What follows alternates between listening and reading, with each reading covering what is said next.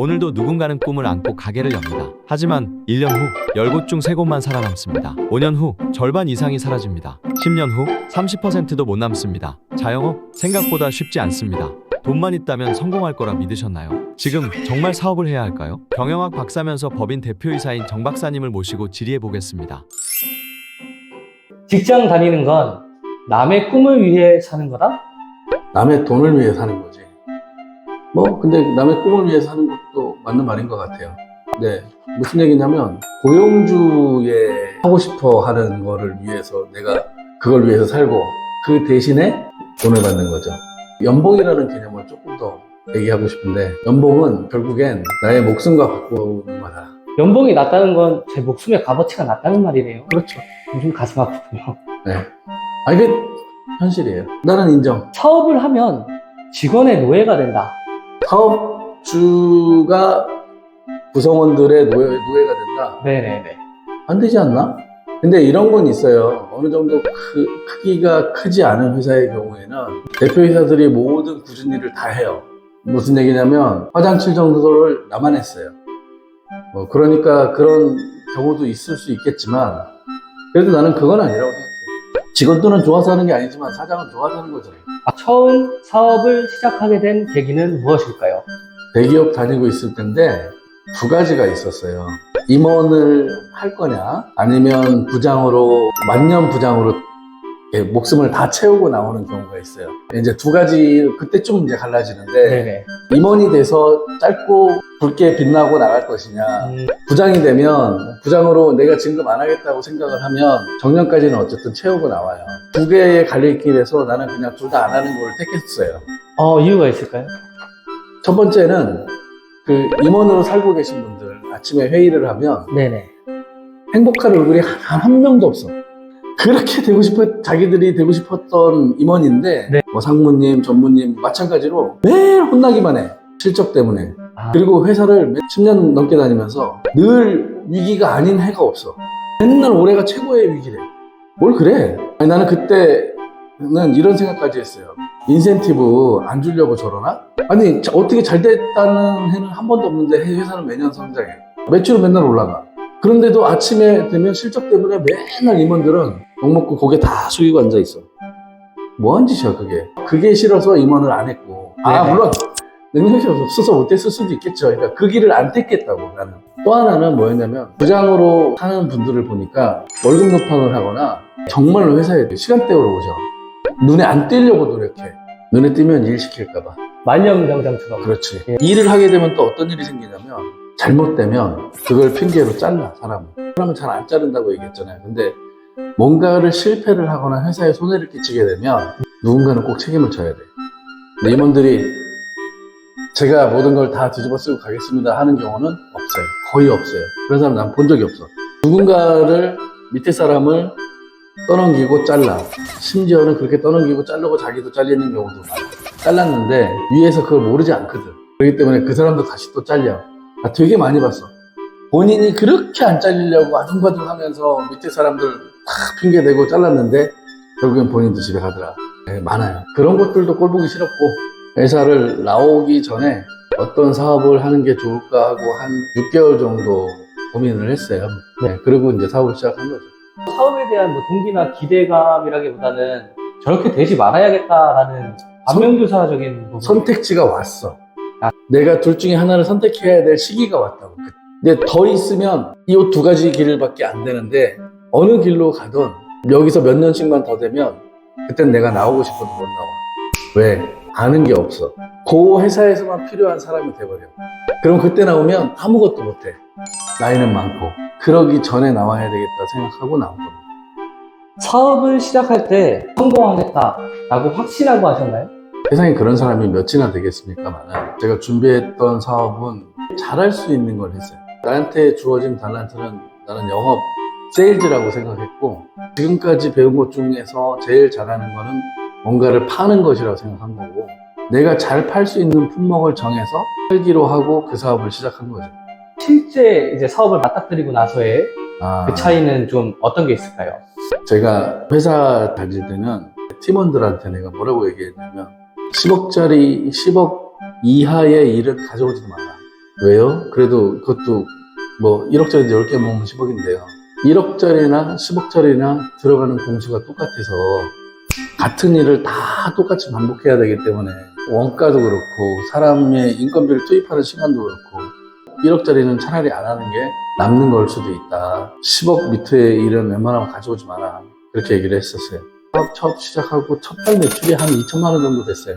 이 2천만 원이 너무 소중한 거야. 막 10억 밑으로 하지 말라 그랬는데 1년쯤 지나니까 어떤 느낌이냐면 당일로 매출을 집계를 해서 그날 매출이 이렇게 올라가면 기분 좋게 가다가 이제 고객을 만나도 기분 좋게 술 먹고 막 이렇게 하는데 그게 뭐라고 그날 매출 하루 떨어졌는데 그 하루 때문에 막 기분도 나빠지고 집에 가는데 막 짜증도 나고 막 이렇게 되더라고요. 그래서 그때와 사업을 할 때는 상당히 마음가짐도 달라지고 사람이 쪼잔해져. 매월 결산할 때 느낌을 얘기하자면 저금통 터는 느낌? 돼지 저금통에 얼마 들었지? 하고 이렇게 꺼내는 느낌. 아니면 자판기를 어딘가에다가 커피 자판기에 설치했는데 거기에 돈 꺼내러 가는 느낌. 설레네요. 동전이잖아, 동전. 아, 근데 그 동전이 예를 들어서 500원짜리가 한 2개 더 있어. 그럼 너무 기분이 좋은 거지. 진짜 사람이 쪼잔해지더라고. 사업하면서 심리적인 압박, 자금 문제, 사람 문제 이런 문제들이 있는데 어떤 부분이 가장 힘들으셨나요? 제가 그 1편에 잠깐 얘기했던 것 같은데 행복한 사장님과 그렇지 않은 사장님의 차이는 딱 한 가지다. 직원들 월급을 3개월치를 가지고 있냐 없냐. 무슨 얘기냐면 제일 힘들었던 건 돈이에요. 그 돈에 대한 압박은 어떻게 말로 할 수가 없어요. 너무 힘들었어. 지금도 힘들어. 젊은 나이에 사업을 시작한다면 네. 어떤 점이 가장 위험할까요? 내가 지금 하고 있는 게 세상 모든 건 줄 아는. 시야가 좁아지고 우물 안에 개구리가 된다. 주변에 그런 분들을 보셨을 거예요. 이제 제 얘기를 듣고 찾아보면 진짜 저런 애라고 보이실 건데 어떤 한 가지로 돈을 벌었거나 성공했던 사람은 그걸 계속 실패한 이후에도 반복을 해요. 그 길밖에 없다고 생각을 해요. 그렇게 되는 게 제일 위험한 케이스예요. 다 그렇진 않은데 근데 주변에 보시면 그분들이 항상 하는 말이 뭐냐면 내가 이걸 가지고 여기까지 갔었어. 상장 직전에 무너졌어. 그래요? 근데 그 사람들이 하는 짓을 보면 그때 그 짓을 또 하고 있어. 어렸을 때 한번 그 성공했던 나를 성공시켜줬던 그런 그 기억이 결국에 나를 망치는 경우를 되게 많이 봤거든요. 나는 어린 나이에 하면 힘들겠지만 세상을 넓게 보고 내가 하는 일 이외에 다른 일들도 있다. 그리고 그걸 존중했으면 좋겠다. 그러니까 박사님 말씀은 젊은 나이에 사업을 시작하면 가장 위험한 게 성공이다. 아니야. 시간가 좁아지는 거지. 그렇게 팍 성공하는 것보단 근근히 먹고 살다가 이것도 해보고 저것도 해보고 하다가 성공하는 게 오히려 나을 수 있어요. 사업을 시작하면 진짜 친구들이 떠나간다는 말이 있습니다. 아, 너 친구 없지? 주변에 사람은 많아요. 왜? 내가 맨날 술값 내잖아. 그런데 친구는 없다고 보면 돼요. 왜 그러냐면 직장을 다니는 친구와 사업을 하는 사람이 만나면 어렸을 때적 얘기밖에 할 게 없어요. 내가 하는 얘기를 해봐야 알아듣질 못해. 그게 무슨 말인지를 모르기 때문에 결국에 내가 하는 말을 알아듣는 사람 주변 같은 업계에 있거나 같은 사업을 하거나 이런 사람들하고만 관계를 가지게 돼. 왜? 나도 뭔가를 얘기를 해서 말을 풀고 싶잖아. 조언도 얻고 싶잖아. 그런데 그렇게 되는 사람들은 내 주변에는 없어. 같은 일을 하지 않는 이상. 그런 사람들 만나게 되고 또 하나는 사업을 하게 되면 어떤 일이 생기냐면 나의 시간은 1분 1초도 너무 아까워. 사업 처음 하면서 나에 대해서 안타까워했던 게 하나 있는데 이제 얼굴도 이렇고 등치도 이렇지만 이게 입이 짧아요. 그래서 나는 무슨 생각을 했냐면 내가 만약에 저녁을 6시에 한 번 약속하고 10시에 한 번 약속을 하면 하루에 2명을 만나서 술을 먹고 접대를 할 수가 있잖아요. 그랬으면 얼마나 좋았을까 하는 생각을 했었어요. 그런데 하물며 그런 생각까지 하는데 친구들 만나서 술 먹는다? 거의 없다고 봅니다.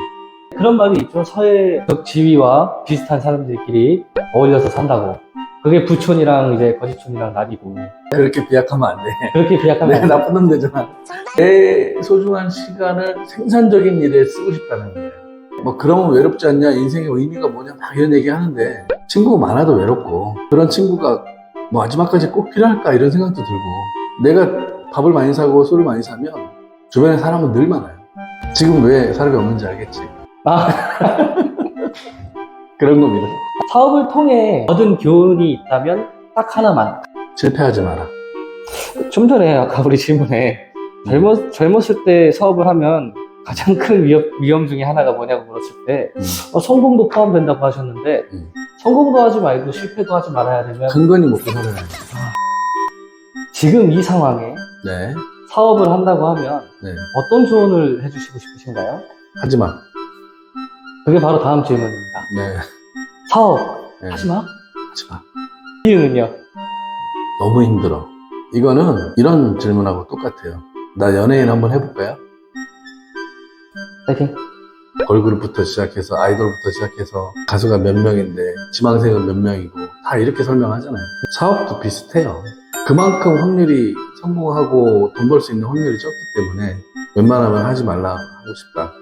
특히 치킨집, 카페, 치킨집 뭐 이런 것들은 좀 알리고 싶고 그렇게 할 거면 하지 말고 현재 지금 하시는 일에 충실하셔라 이렇게 꼭 말하고 싶어요. 경제적 자유를 얻을 수 있는 방법이 사업, 주식, 뭐 요즘은 코인까지 네. 이렇게 세 개, 크게 분류하면 세 개 있는데 와, 제일 위험한 거 세 가지 얘기하셨네. 안전한 방법이 그럼 따로 있나요? 안전하게?